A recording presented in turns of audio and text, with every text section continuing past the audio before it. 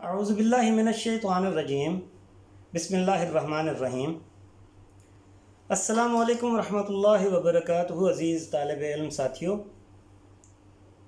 آج کا ہمارا موضوع افسانہ نویسی پر مشتمل ہے۔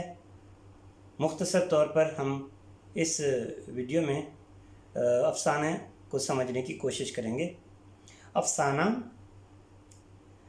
افسانے کے لیے انگریزی زبان کے الفاظ فکشن اور شارٹ سٹوری استعمال کیے جاتے ہیں۔ افسانہ ناول اور داستان کی نوعیت سے تعلق رکھتا ہے، مگر یہ بات سمجھنے کی ہے کہ جہاں ناول اپنے اندر ایک پورے جہان کو سمو لیتا ہے، وہاں افسانہ اس انسانی زندگی کے کسی ایک پہلو کو پیش کرتا ہے۔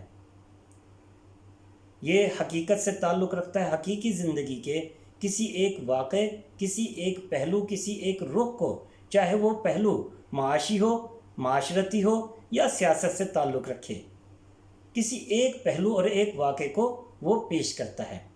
گویا ہم افسانے کی تعریف یوں کر سکتے ہیں کہ افسانہ ادب کی وہ صنف ہے جو انسانی زندگی کے، حقیقی انسانی زندگی کے کسی ایک واقعے یا پہلو کو اس انداز میں پیش کرے کہ اسے پڑھنے کے لیے زیادہ وقت مختص نہ کرنا پڑے۔ یہ وہ قسم ہے ادب کی افسانہ کہ جسے پڑھنے کے لیے آدھے گھنٹے سے لے کر 2 گھنٹے تک کا وقت دیا جا سکتا ہے۔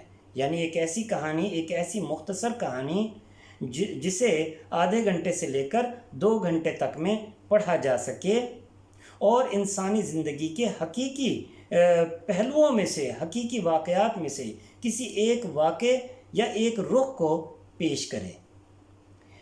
افسانے میں ابتدا، عروج اور خاتمہ اس کے طریقہ کار میں شامل ہیں، اس میں جو چیز پیش کی جاتی ہے، اور اس کے ساتھ ساتھ یہ کہ اختصار، جامعیت اور وحدت تاثر اس کی بنیادی صفات سمجھی جاتی ہیں۔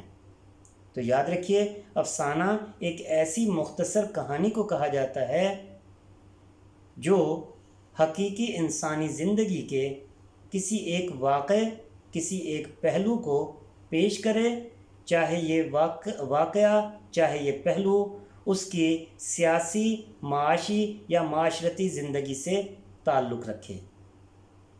امید ہے کہ آپ سمجھ چکے ہوں گے۔ انشاءاللہ اگلے پروگرام میں ہم کسی اور موضوع کے ساتھ حاضر ہوں گے۔ اللہ حافظ۔